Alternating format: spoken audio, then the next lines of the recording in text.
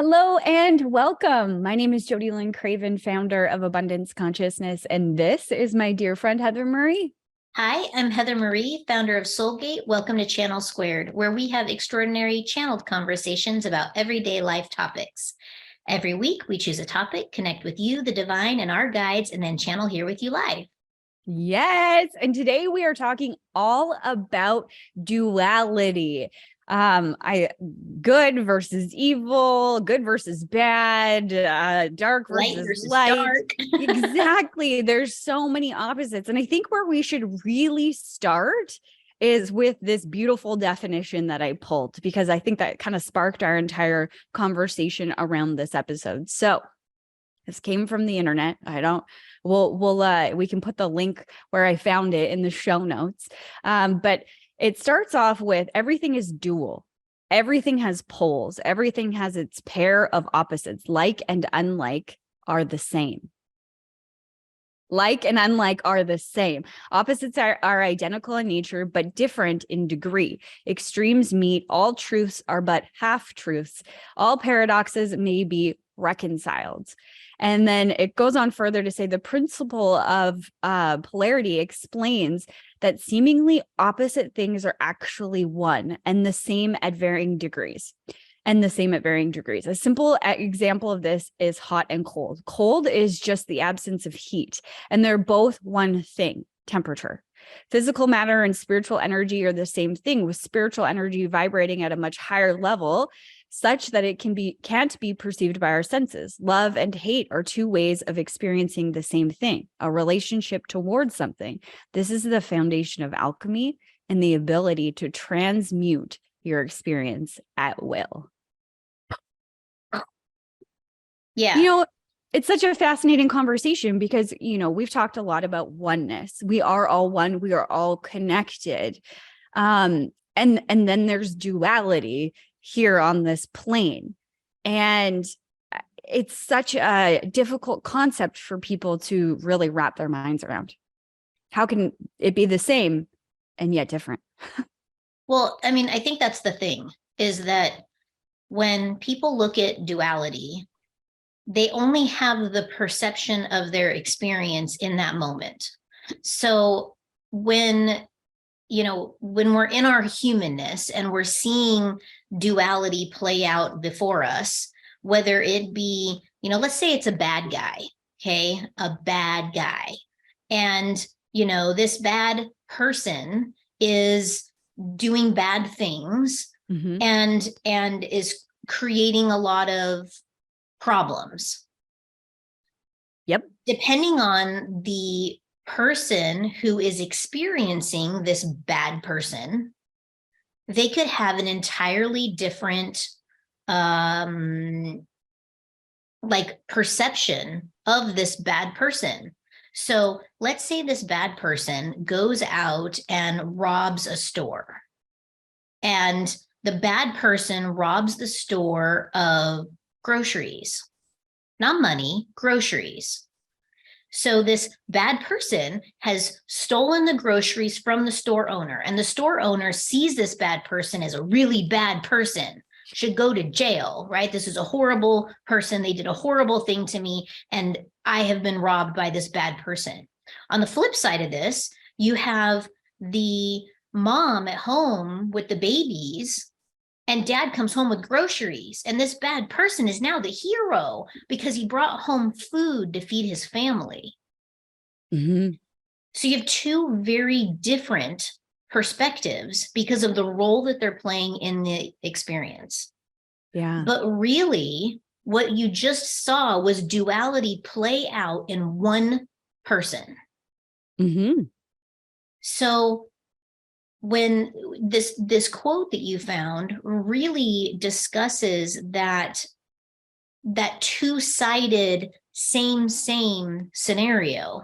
So, by putting some kind of tangible experience behind it, I think that might clear up a little bit about how you can have this dark and this light, right? But they're essentially the same, but they're providing a difference, a contrast in experience depending on how you are interpreting and receiving the information. Absolutely.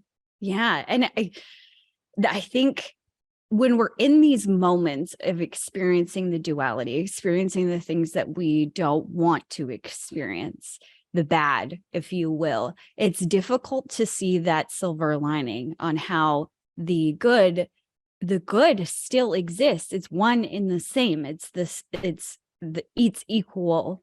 It's just degrees of difference. But I think we get stuck in that perception of this is bad. This person is bad. I've always believed that there's good in everyone, that no one is pure evil. And maybe that's where this comes from for me, is understanding this principle, or at a different level, understanding this principle that even though there is the bad or the evil, there is still the good at the same time. Now, that begs the question, do you think anybody on earth is completely evil? No, absolutely not. Me Absolutely either. not. No, because, we as humans contain a soul, right? And our soul is nothing but pure love. That's it. There is nothing else. There's no agenda. There's no there's no way for the soul to be anything but pure love. So innately, we all are pure love because we all have souls, and the soul carries that vibration of pure love. Now, do I think that there are sometimes souls that come in to play a role in somebody else's experience, and maybe that role is bad? Sure. Yeah. I think A we can soul see a comes in lot here of and them in wants politics right now. exactly. You have a soul that wants to come here and experience some of these traumatic or bad things. And this is probably going to feel very confronting for some of our listeners for me to say this, what I'm about to say right now. So, trigger warning, there may be some souls who came in here to experience bad things, and or to experience trauma. And something has to create that trauma. So, let's say that a soul came here to experience getting stabbed in the subway. Okay. This is a really traumatic event. And the soul wanted to experience that human physicality experience of trauma, of physical pain, of almost dying. This is what the soul came in to experience. Well, somebody has to actually do the stabbing. Yeah. And so when the soul says, this is something that I want to experience, God, source, creator says, well, you're going to need support with that. Who wants to go stab this person? Who wants to do the stabbing? And someone in the back goes, okay, I'll do it. Well, now that soul is taking on the experience of, maybe getting caught, maybe going to jail, maybe getting, euthanized. I don't know, euthanized is what's coming through. Death penalty, that's what it is. So, there is a balance to each side, even on the soul plane. Mm-hmm.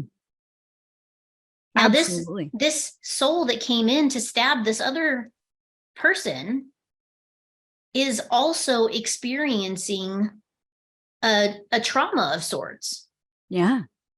So it's kind of the same. There's a benefit happening on both sides, even though it looks horrendous. Mm-hmm. And it's really difficult for our brain to understand that. And I think this is the lower level of consciousness of it is bad. And bad things have happened in our lifetime, individually, as well as look at what the world is going through right now. And when you look at some of these people who are doing things like, let's just maybe the guy that starts with a Klaus, and you can figure out his last name. Most people would look at him and see pure evil. And there is a part of him that is for sure. We can see the things that he's trying to implement, and the destruction that is happening. It's not good. However, look at some of the good that's coming out of this. I'm going to use my own personal perspective. Since over the last 3 years, there's a lot of things that happened in Canada, particularly. There was a lot of rights, if you will, that were disintegrated, that were taken away. Like there was points, and this happened around the world. There was points where you couldn't go into stores or go to the movie theater, or you couldn't, enter your own country without, having the thing, So I don't want to say too much. The banana. The banana. That's right. The banana. And from my experience, this was a beautiful awakening to question, on a very surface level, what is my rights as a citizen, as a woman in humanity? Like, what are my God-given inalienable rights? And what are the systems that have been piled on top to segregate, to section off some of those rights, or to give me responsibilities, if you will, and obligations based on things that I have agreed to being a citizen of this nation? That was a curveball for me. I didn't see that happening, but we see this awakening throughout the world right now. People are waking up to the distortions that have happened on the planet, distortion of money, if we just had more money, or we put more attention towards some of these poorer nations that need more of our help, we could eradicate hunger. Not true. We just printed more than enough money to eradicate hunger around the world. And yet more people than ever in Western nations are going hungry. Like, it's astronomical, the amount of people that are going to the food bank right now in Canada, specifically. Okay. So there's things going on that are waking people up. And going back to the example that you gave, when we're on the soul plane, we decided that we wanted this experience, whether it was to awaken, whether it was to feel the experience of pain and or whatever it may be. Now, let's shift this conversation to looking at how you can, transmute that, because in this pain that people are experiencing right now, there is still the good that exists. And it's difficult for people to see that. And you know what, this definition that I found and that I read to you guys is very impactful, because it's something that I've been trying to explain for a very long time. In 2019, I had an ectopic pregnancy. I was, very close to dying. If I would have went home with one treatment, I never would have woken up. I would have bled out, because we lived so far away from the hospital. So that in itself was traumatizing. Losing a baby was traumatizing. Having a different experience than my husband, because he didn't notice or feel all the things that were changing in my body. That, there was a lot of trauma there. The feeling of maybe I'll never get pregnant. Now I have one less fallopian tube. I've only got one now instead of two. There was all of these things. And I remember very distinctly feeling all of the emotions and working through all of this stuff. And it felt very, very, very dark. And I remember my sister-in-law coming over with her brand new baby. And she didn't know anything. This was actually before they found out it was ectopic. It was at the point where I was they just thought I was miscarrying. So it was in between this time of going through surgery. So right before surgery. And I remember looking at her and the new baby. And a year prior to that, she had had her own miscarriage. And her looking at her with this baby, there was this feeling of hope, of miracles, of light in the experience. And I could tell in that moment that she wasn't thinking about the darkness that she had experienced. She was just thinking about the light. And then through my experience going through the ectopic pregnancy, feeling all of those feelings, that loss, that trauma, that moment sparked in my mind that they are the same. And the way that it downloaded for me is like colors in a rainbow, like the color spectrum. You know, in every color, there is all of the colors, just varying degrees. And that was the best way that I could captivate what I was feeling, because I could feel the dark. And I could also feel that there was still the presence of light in those moments. Yeah, and I think that is one of the most profound ways to look at it, is to be able to see that everything in the experience is just varying shades of color. And how you perceive it is how the experience that you get to have with it. If you are looking at blue, is it blue? Is it navy blue? Is it light blue, sky blue, cerulean? Like what blue is it? And you get to choose how you interact with that color blue. Mm-hmm. There are so many ways to look at duality. And I think that's the beautiful thing about duality, is that you have so many opportunities to see it how you choose to see it. When the pandemic hit, I was having what was looking to be a banner year in my brick and mortar business. And I had started working with somebody on branding Soulgate. And it was great. I was like, wow, this is awesome. I'm now, starting my second company. I'm going to, really grow this thing to be as large as my brick and mortar. Like, this is going to be great. And then the pandemic hit. And when the pandemic hit, it was kind of like, okay, we're having this weird virus. Got it, closed, no problem. Yeah. And, the way that my government was in the state that I was living in, they kept certain areas closed, my brick and mortar being one of them. Well, my brick and mortar was my bread and butter. Soulgate was just launching. Soulgate wasn't ready to support my lifestyle or my family or anything. So when all of this happened, the pandemic coming, our governor keeping us closed, no real end in sight for my brick and mortar getting to reopen. I found out that I was, back up. I lost a pet, a very, very dear pet. So, Rocky died. We found out we were pregnant. We found out we were losing the baby. My brick and mortar still wasn't opening. And so it was just like one thing after another, after another, after another.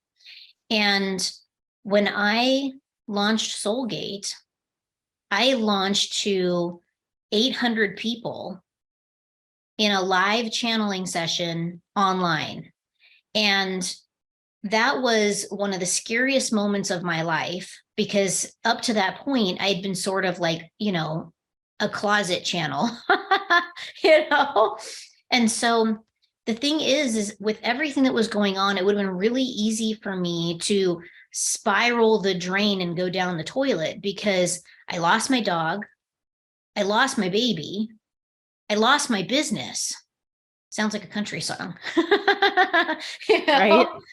So, and having all of those experiences, instead, I just kept looking at the light, I'm doing something new. I'm going to help humanity. I'm going to raise the vibration of those people around me so that we can move into a different experience, a different earth, a different reality. And so in focusing on that, it kind of made the other stuff not feel so bad. Yeah. You know? And there have been times in my life when I've seen things, you know, kind of start crashing down around me, and yet there's always this little bit of light that I can just kind of hang on to. And I'm like, you know what? We're just going to do this thing instead. I'm not Yeah. going to look at that other stuff that I don't really need to give my energy to, because Hmm. it's just what is. Yeah. And when we start to step back from the definitions that we give things, good or bad, like for me, going through that ectopic pregnancy, um, there was a lot of things that were perceivably bad. I lost a fallopian tube, so it hinders my ability to get pregnant. I'm putting an asterisk on this. I lost a baby. I'm already in my 30s. There was a recovery time. I wasn't allowed to start trying for several weeks. I wasn't even able to drive. There was a lot of perceivably bad things that were happening. And yet there were so many beautiful things at the exact same time. I got the download that there was something that needed to be healed in that fallopian tube that wasn't possible to repair. And, that's why it needed to go. And that makes sense to me. Okay, amazing. Like I had on my scans, I had evidence of, I think it might be PCOS. There was scarring that my doctor was looking at, but it's all old scarring. And he can't figure out why I had it or why I don't have it right now. All of these things. Interesting. Okay. Then, the surgeon told me, he has multiple clients who have a right ovary that's dominant, and their left fallopian tube comes over and scoops up the egg and brings it back. So it's actually not as detrimental as you think. It sometimes has zero impact having one versus two. Wow, amazing. I had a really mind-blowing conversation with my higher self about a stumbling block I've had in my previous lifetimes where things got hard and I just quit and said, whatever, I'll just live the rest of this life out and try it again. And this was not the time to quit. That was earth shattering for me. All of these beautiful things came out of it. And there's even more that's coming that I haven't discovered yet. I truly believe there's a reason why I haven't birthed a baby into this plane, even though I've talked to them, I've channeled them, I know that they're here, I know that they're coming, and I feel them so closely. There's a reason, and it's strengthened my faith in my purpose here in this lifetime, in God, the universe, that everything is simply working out for me. All of these beautiful things happened from that perceivably negative experience, because it is duality. Both exist. Right. And that's the reason that duality exists, is to give you that contrast, to allow you to choose an experience of your liking. This is all ordered up just for you. Everything that happens in your experience is ordered up just for you. You are experiencing what you're experiencing in your life because on some level, it is what you said you wanted. Yes. And the red carpet is being rolled out for you. Yes. How you choose to see that red carpet is entirely up to you, which kind of goes back to what we were talking about, last week, with, creating your reality. And it's a lot about perspective and how you choose to see things. Mm-hmm. So I just want to come back to your quote for a second, and I want to reread something. Everything is dual, everything has poles, everything has its pair of opposites. Like and unlike are the same. Opposites are identical in nature, but different in degree. Extremes meet. All truths are but half truths. All paradoxes may be reconciled. Like, go with that this week as you're experiencing your reality, And when you see the duality in your experience, just smile, give it a wink, and keep going, because it's really just opportunity, opportunity, opportunity. Opportunity.